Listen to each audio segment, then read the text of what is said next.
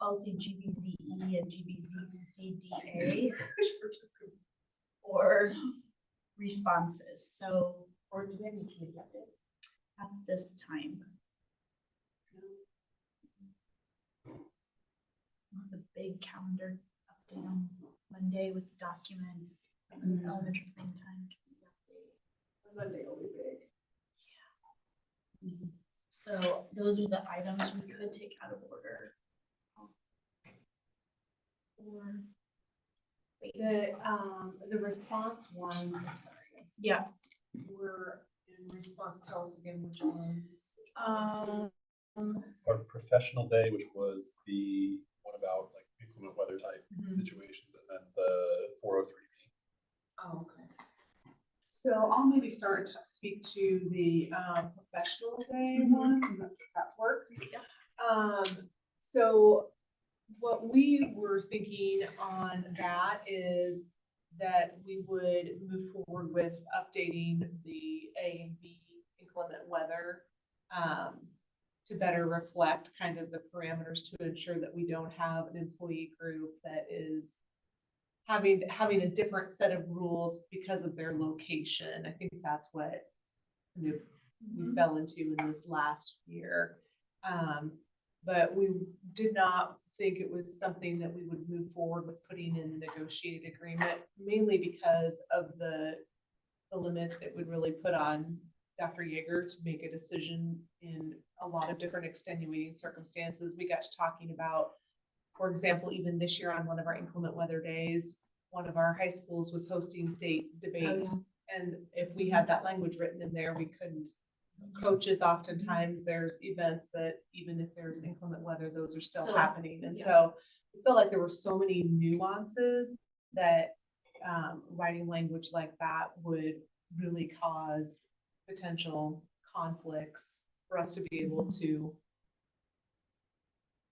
hold events and conduct the business that needed to be conducted. I think if those guidelines are updated, I think that would solve that. Okay.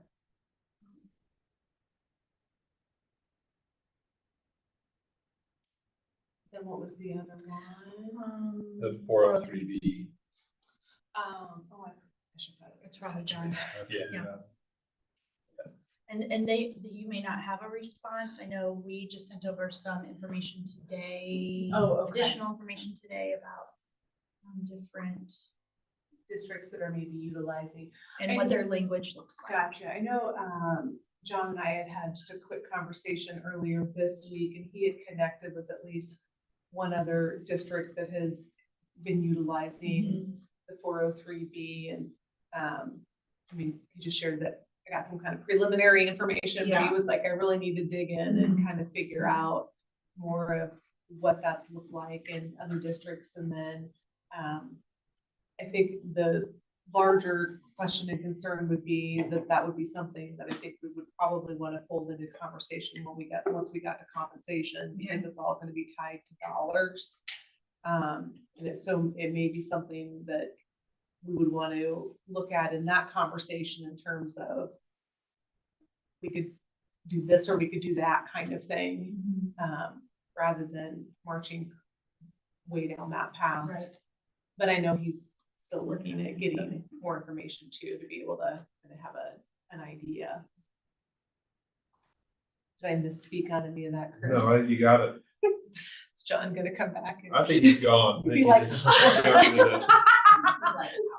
Check for his car.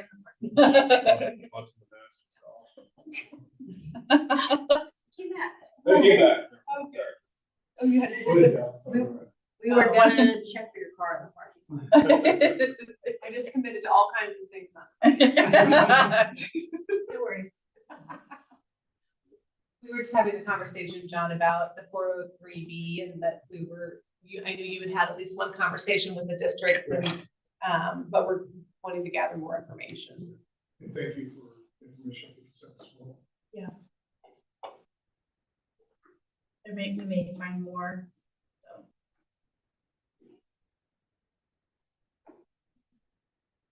Leanne, I saw you had sent me an email too. I opened it and then I was like, oh, I'm gonna have to put I wanna look at that. I saw the list of policies and I was like, oh yeah, we're gonna. I wonder if maybe you and I can maybe get a little group of us together, even just on maybe a team site that we can start working with some of that. 90% of them, because I was the one who did the Change quick it, dive in. yeah. A lot of it is just, here's the thing, where it says illness bereavement. Yeah, Here's what we would need to look at. swap it out. There's a Mhm. couple that look like they would be a little bit deeper More things, than but that. mostly not. I went to a meeting and I heard the passion in all of their voices, and I felt like I had found my people. They were talking about supporting their fellow teachers and how can we make school better. This work can't be done alone. We need each other. This is the first time that I've ever actually had a job that had an association. I was like, all right, sign me up. I put myself up there and I got voted in. I like every minute of it so far. We had negotiations, which were really good negotiations. It means a great deal to me, you know, like being the voice of our drivers. We are the union collectively. Our voice can make a difference, and that can impact our students and help with their success.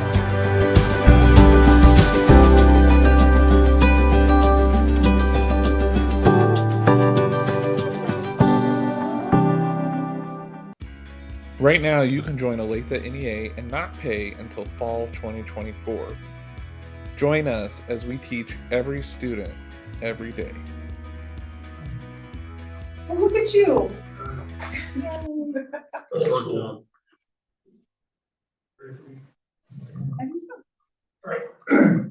We'll walk, I just put a short presentation together, kind of walking through the key variables for the budget this year. I know last year we went through kind of a state spreadsheet that had lots of variables and they were a bit confusing and it needs reconciliation. But this year we really have three things that are affecting the budget. The first one is something called VOTA.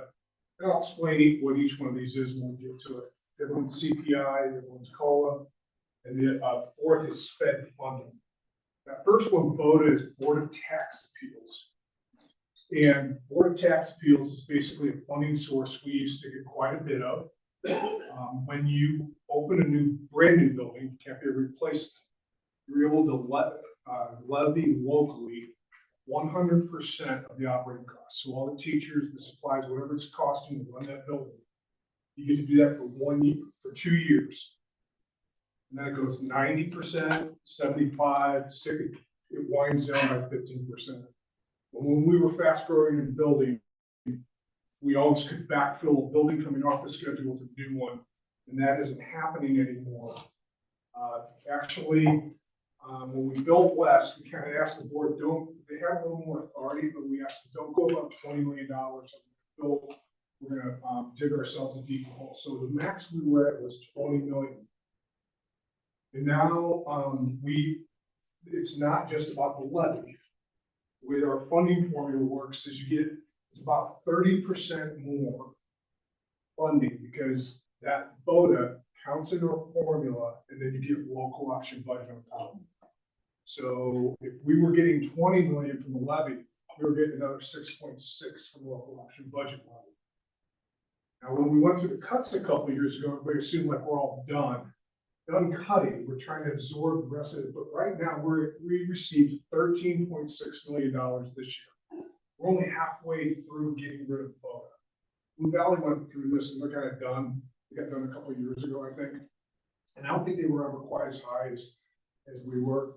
But what's going to happen next year is we're going to lose about $5.5 million of this funding. We're going to lose another 5.5 the following year. And then it's kind of out of our system. We're down at 2.5 million, which is, hate to say it, on a $500 million budget, it's what auditors call as immaterial. But we can figure out a way to handle that. So that 5.5 next year is key, and we don't want to get ourselves in too much of a trap for the following year because it's another big year to get that vote out. CPI stands for Consumer Price Index. And that's a measure of inflation. And I can't quote the exact one, but the legislature points to a certain Midwest calculation of inflation, and it's the average of the last 3 years in determining how much base funding is going to go. So CPI is going to impact us in two ways. Right now, it's estimated that inflation for that 3-year average is 5.7%. That's good and bad news. I'll start with the bad news is across our non-compensation costs, just to buy the same things you buy today, it'll add about $2.1 million of cost. The math is really about 2.5, but we have some contracts that are very set, like the transportation contract, things like that. So we're going to see about a $2.1 million bump. On the good news side, it adds about $290 to the base. So 5,088 will become 5,378, give or take a few bucks. In our current enrollment, if it doesn't go down and it doesn't go up and wait and stay the same, that gets us $9.1 million. That's the good news. Now, we're technically forecasting a decrease in enrollment, but at the same time, we might pick up some students in open enrollment. We're not going to have huge room with our capacities. So right now, I'm just kind of going with a neutral. We're going to be flat because we were going to go down like 100 kids. Across 50 buildings, we'll probably pick up 100 kids, I would assume, in the open enrollment. COLA is another factor that really came into play last year with some legislative change. It stands for cost of living adjustment. And the concept is it's like a weighting, like at risk is for student funding. COLA recognizes certain areas are more expensive to live in. So the Board of Education is allowed through kind of a certain calculation to levy a tax locally. The state doesn't kick anything in on it. In order to attract people to work and be able to live in their districts because of the higher cost of living. This year, we received $13.7 million. So if you take the levy plus the local option budget you get on it, it was about $13.7 million. The legislature, thanks to Blue Valley, they did some lobbying to change the factors. This is kind of pegged based on home prices across the state, how you compare to the average. And they pushed up the max and some of the variables, so there was more room for us to get some more money. We could technically go up $3.5 million is what I'm estimating, if the Board of Education will approve that additional levy. I can't speak for them. It becomes a little easier for them to do so. It's about a $1 million increase. And when I say it's a little easier for them, that vote going down, they can't prevent it from going down. It's a levy. So it's going to go down about 1. Well, could they replace it with COLA? And the overall tax levy is the same for the public. Same, they control the rate. Valuations are up, so you still get the complaints of, you said my taxes won't go up. Well, the county controls the valuations, the board doesn't. So we're hopeful that that will come to light in the whole budget process. They will have to say in July whether they think they're going to exceed the revenue neutral rate, which means and they'll probably say that because there are other triggers for that. They won't actually set their levies till August or September, but we'll obviously be talking to them about can we assume you'll pass this in order to help with the funding. But the fourth piece is special ed funding, and that's the most vulnerable one right now. It's, man, I don't know if you're here, it's like changing by the hour. Comments made at the State Board of Education yesterday by a board member about how it's allocated. It's not yet approved by the legislature. The Senate voted down the bill that had it in there.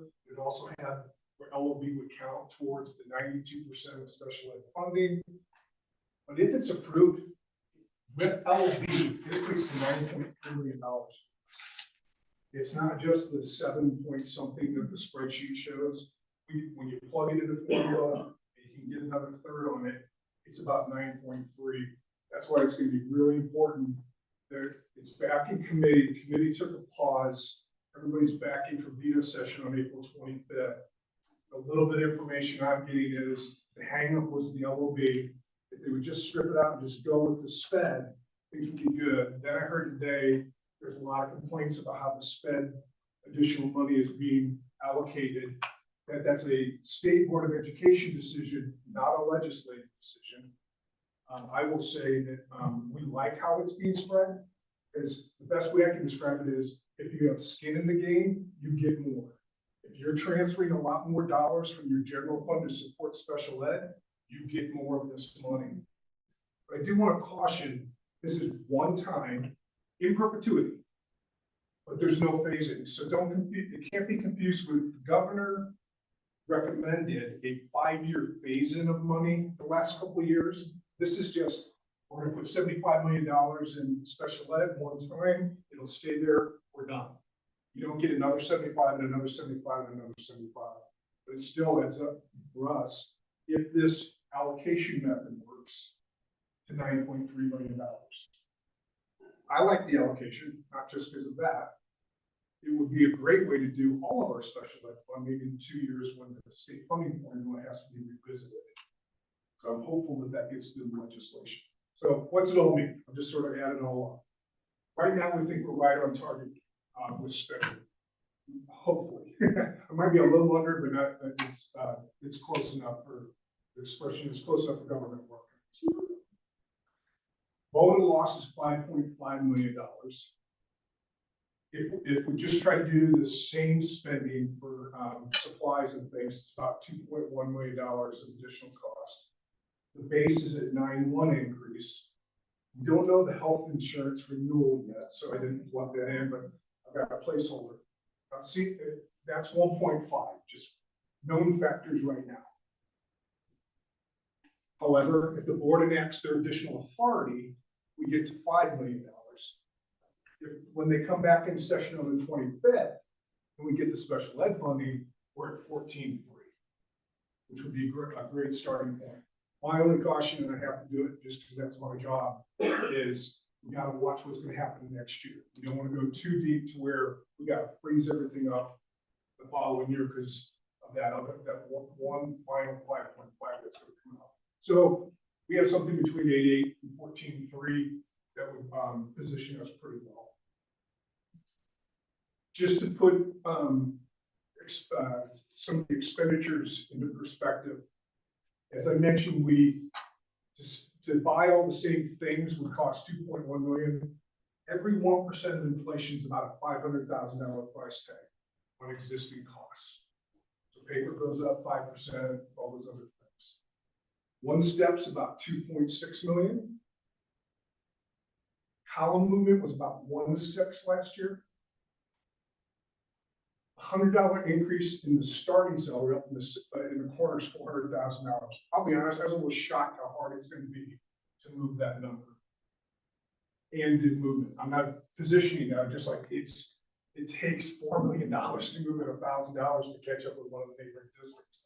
Like, gee, I wish we could have gotten a little higher last year when we were resetting it. 1% for non-teachers. Like if you do the equivalent, if you say that's a 5% raise, let's give everybody else 5%. Every 1% is about $850,000 for the other groups. The other thing we're experiencing that I haven't really plugged in, we're averaging about $2 million increase in expenditures. Some of that's offset by the reimbursement, but we're growing at a pretty heavy rate, and I'm wondering what open enrollment will do to that. But we'll just have to see. Questions and answers. So I'll just try to go back to that somewhere. So we have, I wish I could say today, I was hoping that the committee would have been done and they would have got it back on the Senate floor, but we're going to hold the pattern until April 25th when we come back. And we're not, and Cheryl hasn't been hearing too much. I don't know if we have, they're hearing anything in the background. I just know the LOB seemed to be the stumbling block with it not passing. I know we had an update this weekend at the KNEA with our government relations folks who were, I mean, I think people were literally working until like 2:45, 3 o'clock in the morning. And I think things felt pretty good, but again, this 3-week window allows people to kind of revisit what the decision was. So we're hoping that it Then you can reflect into this. And I will email you this presentation as soon as I get to a working computer. Can you go back one slide? Yeah.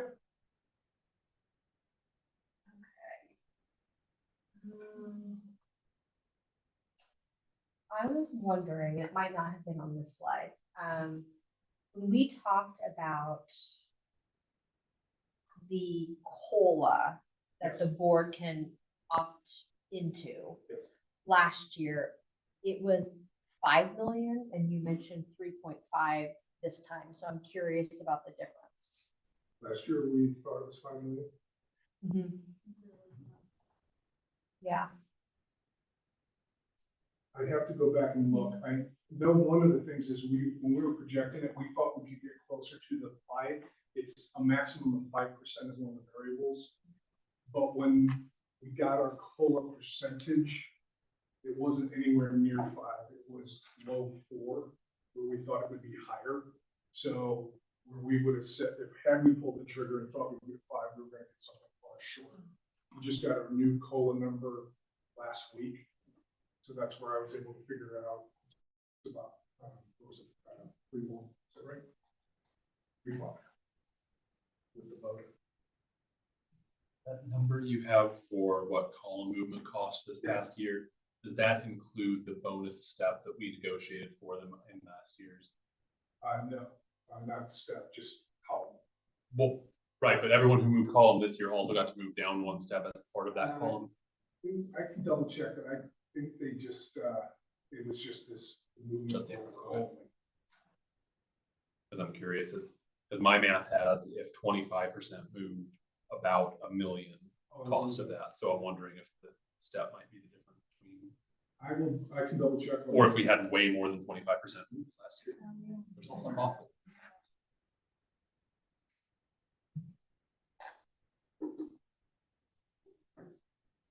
So then if it wasn't included there, you'd be curious if it's included in the step.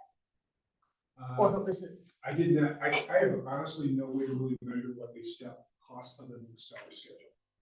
Once everything's in motion and people are moving around, salaries just go up. I can't say the step actually cost versus what we projected it. We just know what the FTE are on that schedule. So that's where I got the 2.6. Are we in agreement, sort of in agreement with that, Eric, On the steps? Yeah, I've got it right at 2.6.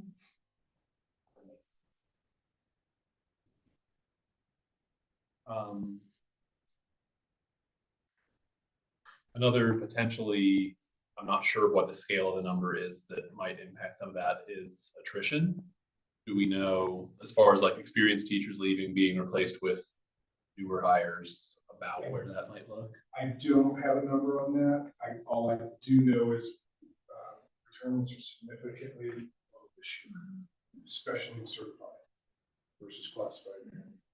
We can get some figures on that, but isn't it like one something? Yeah.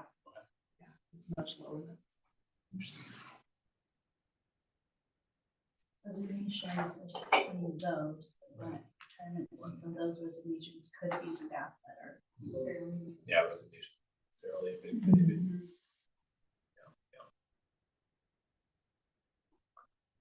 The 1% increase for staff, $850,000. I think you said non-teacher. So does that mean classified and admin? Yes. Okay. They're not in the bargaining unit, everything else is done. 50%. And then That includes FICA.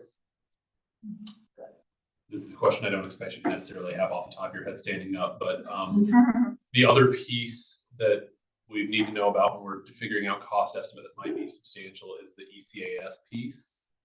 Do we know about how much that costs us currently? Because now that we've got that tied to the base, anytime we increase that 46,000, that's going to increase that cost as well. No, I don't. Okay. Yeah, and I don't expect you to. Just wondered if we had a ballpark somewhere.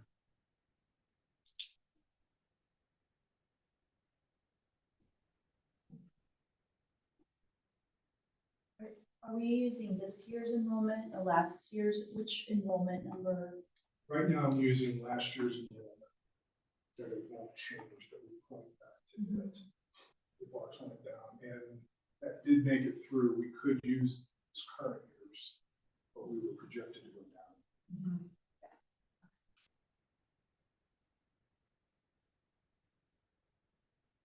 That's one time that points to the current year.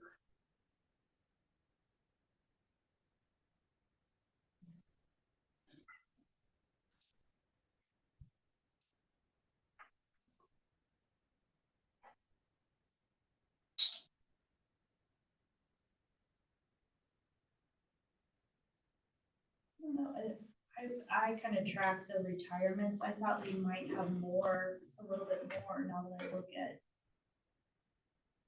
But not a significantly larger amount. Maybe 10. What's that like compared to last year? Well, I was collecting this January through December, which I probably would have rather, now that I've done it, would have rather done it, you know, August too. Academic May, that would have been smarter, but I didn't, so.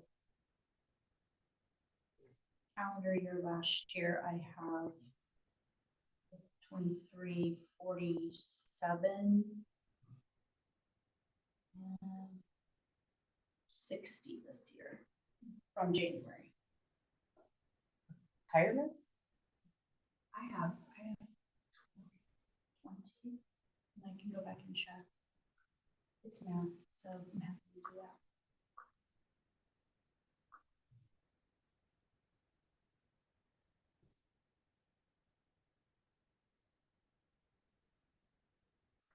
You're pulling those from the board. Yeah, but it's also assuming I entered the numbers correctly, so. Like,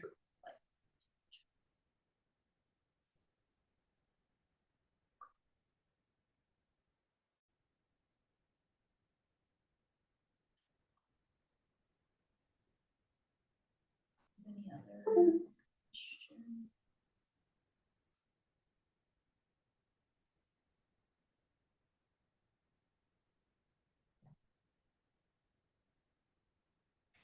I mean, it sounds like we're sort of in a holding pattern to see, wait, Yeah.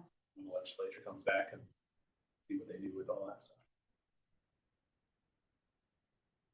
You know, thinking about, they come back on the 25th. I don't think we meet again until May 3rd. We have one on the 3rd, on 30th. April 30, April 30th, okay. and then May 6th. Got me panicked about May 3rd. I was like, I'm in Garden City. Hold on. Sorry about that. No, we met on April 3rd. That was. Oh, yeah. my bad.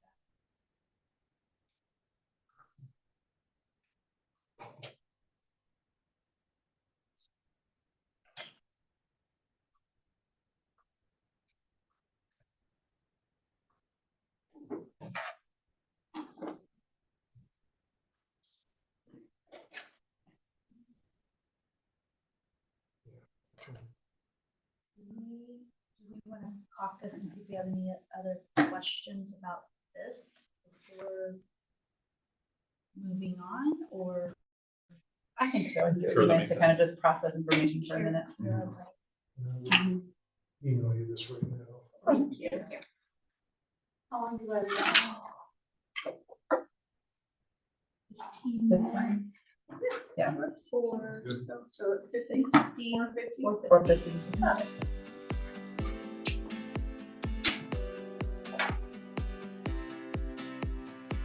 I am Jenny Wahanick, and I'm a special education teacher in Olathe and a member of ONEA. And I had a really great experience with ONEA pretty soon after I joined. There was an email that went out that was inviting special education teachers to come together to help advocate for educator working conditions in Olathe, and that's something that I got involved with. And we were able to, as a team, hear educator voices from all over the district and kind of figure out main points that seem to be issues that we would like to work on together. And we were able to bring those as a group to Olathe admin and be able to express those concerns. And then from that, we actually saw a change in the next negotiated contract that helped to guarantee our lunch and plan time. So it's really nice to be able to see your voice make a change so quickly in an organization like ONEA.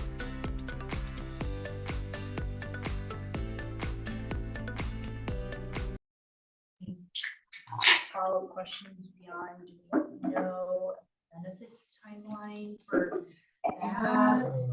Eric, did Eric send you a date? He's been working with Lockton, and Lockton's been working to encourage Blue Cross. They like to- Encourage, like that. Yes. We thought through mid to late April is what I was remembering now. We usually get it around the end of April. We're still working on the issues. Delivery date. Okay, not a specific date, just by the end of April. We'll, Monday, come back and try and have something more ironclad. How about that? Okay. Maybe I count returns differently. Well, maybe I'm looking at a book that doesn't have it all either. You know what I mean? Like I'm Okay. looking at a shared Piece of Excel data, yeah. document, and I'm like, well, surely this is always updating. Oh, maybe not. Okay. You know Got it. it. Oh, sorry.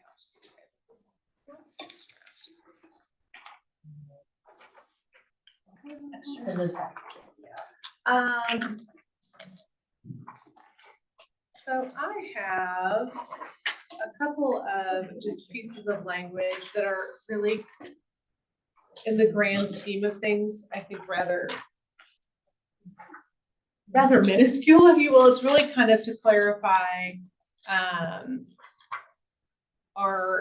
the intent and the practice that we've been using. We've gotten some questions this year on these though, and we felt like, well, let's get it cleaned up and clarified so that it is very explicit. So the first one is within policy GBZE, which is compensation, which is the one-page document. And it's the very last paragraph. It's actually the longevity pay table that's there. This is the only place where our longevity pay is written. And our practice has always been that longevity pay is based on consecutive years of service in the district. We had a question come forward this year, though, of an individual who worked for 7 years, took 10 years off to be home, and then came back and worked for 8 years, and then felt like they were eligible for the longevity pay, which is not how we have ever calculated the eligibility for longevity pay. So we felt like if we added consecutive years in there, it would be explicitly clear to everyone that that was the intent of that.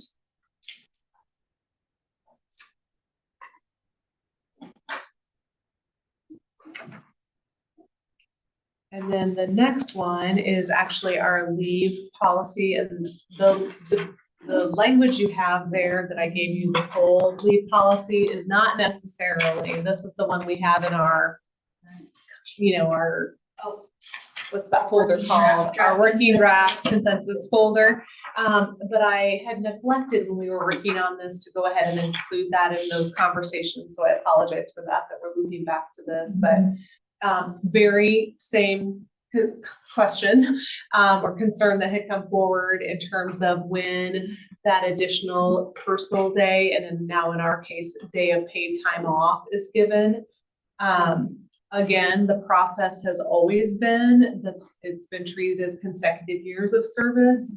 It's not, you hear a portion of the years and then come back and then we, put those together. So I just added consecutive for when those bonus days of paid time off are included. So it's after 5 consecutive years of employment and then after 10 consecutive years of employment. And those were the only recommendations of change there. We had initially also taken a look at some language and had thought we were going to want to come forward with a recommended change in the realm of, it was within compensation as well. But then we did a little more conversation as an HR leadership team and decided we really needed to just probably more explicitly stick to how the language was written. I think there were a lot of different interpretations. It's the language in there that talks about market-based compensation, and that an individual can come back and kind of ask for their years of service to be kind of reviewed. And I think that it had kind of taken on this umbrella this last year, and some of that was likely because of our move to the new salary schedule. But our team was finding we were spending a lot of time going back to try and figure out if somebody had been incorrectly placed when they were initially hired. But if you read that section of that language, it talks explicitly about, there's a full bullet list of items that have to be the case in that situation in order for us to review it. And so we were like, hey, we probably just need to really stick to that language, because I could see the intent and the spirit of that language is so that in a situation where maybe somebody is being recruited or lured to another district because they're saying, we'll recognize all of your years of service, so we're gonna now plunk you down here on the salary schedule.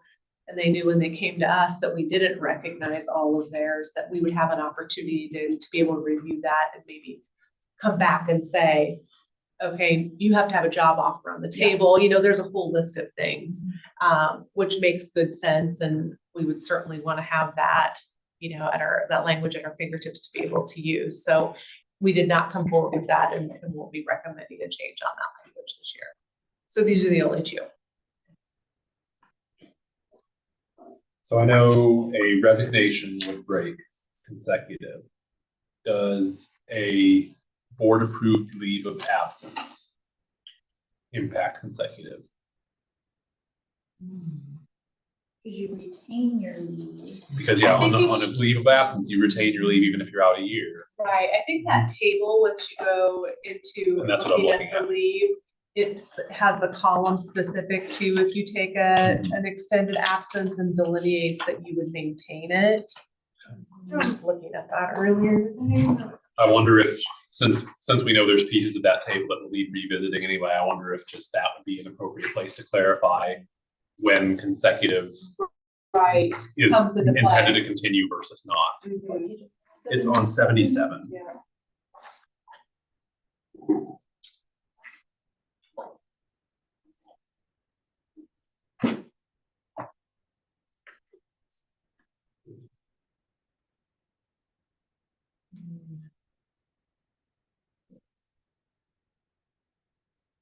So you want to add a column that says leave? I'm sorry. No. It's the far right one. It would be adding a Oh, got row you. Yeah, that would talk about like counting consecutive Leave of service. Okay, yeah, I wasn't reading this right. That like in a full year situation, you probably would not, of course, add a year to service, but it would count as breaking a consecutive streak. Right, would be the, that, Right, okay. yes.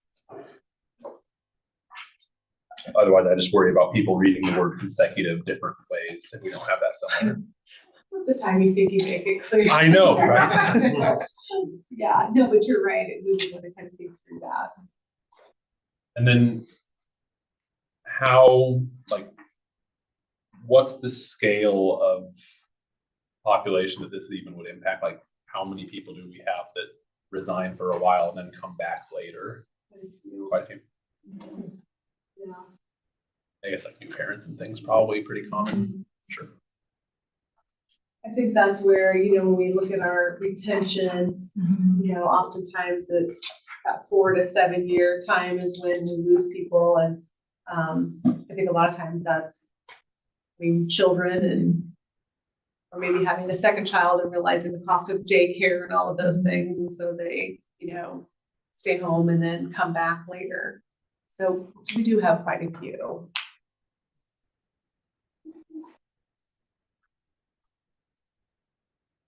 This is just like words on the page language question. So in one of them, it says consecutive service, and the other one, it says consecutive years of employment. Just for like parallel sake, can we just like use the same? Oh, between the two policies? Yeah. Yeah. And that, I think, is just one of those things that it makes my brain itch. Like, it doesn't change anything. It's just making sure that we're using. Yeah, the when you same- see different terms there, it makes you wonder if there's a Yeah. difference between what terms mean. Yeah. Yeah. Do you like one more than the other? No, and I honestly only noticed it when I started taking the notes, like as I've been typing here. And one time I put years of service, and then the other one I was like, employment. Like, why did I write two different things? And then I realized it's so different. So, To me, years of employment is more. Yes. I think that sounds. concrete. Yeah, Sounds more official. it does. Yeah. Yes.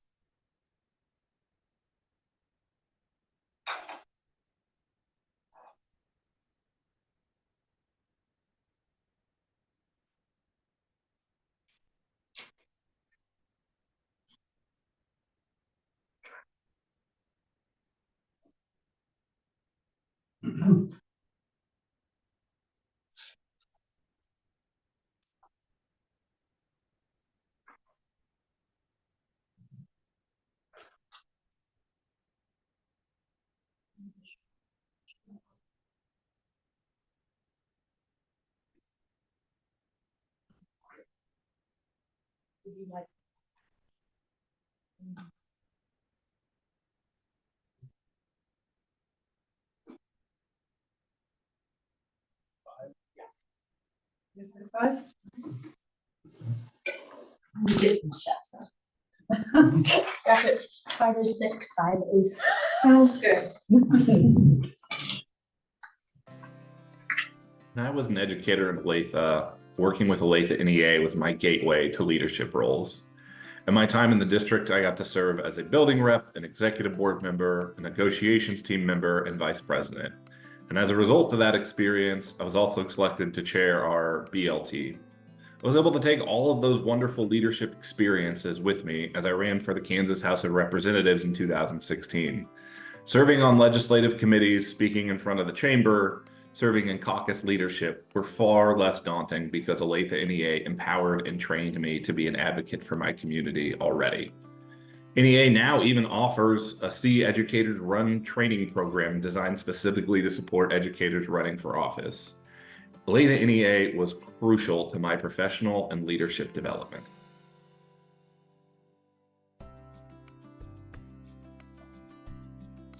So we discussed them as like we kept them separate. Yeah. When it comes to the pay time off part, I think we're good with that. Like, we agree, adding consecutive in there. That looks good, and it looks so much nicer without all of the lines. Well, don't look too closely at the formatting of the like numbers. I tried to make sure numbers and then went to letters and then bullets. And, Yeah. So we may redo a read through and find anything. For sure. Yeah. We'll just incorporate At that. least it is readable. Yes. So incorporate that in the draft consensus. Yep. version Okay. that we're trying to nail down. So we would like some more time to kind of think about the consecutive years of service, and really this is why we On kind of, longevity. I'm sorry, yes, on longevity pay. I think this is why our conversation went long, was while we were talking, we started thinking about this as a potential recruitment back to the district, if you will. If you're, here 5 years, you need to step away, but should you come back, we would credit you those years for, I don't know. So we'd like some time to think about it. Could we also have data on how many folk this, How many currently receive it? Or like, Because my worry is if we switch in how we're giving it, like, I don't know how we might ever be able to get our arms around. I think what we'd like to add on maybe is who has left the district and then come back to the district. Do we know those numbers?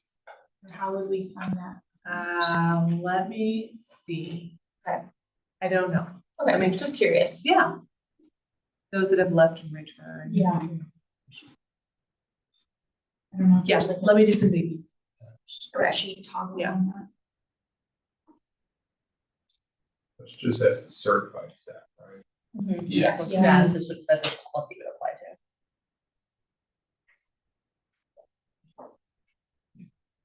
Yeah, sure thing. Cool. I think that is the end of our agenda for today. Yes. See you on Monday. Monday. Just a couple days. We'll be turn around and we'll be back. They've rounded up all their kindergartners.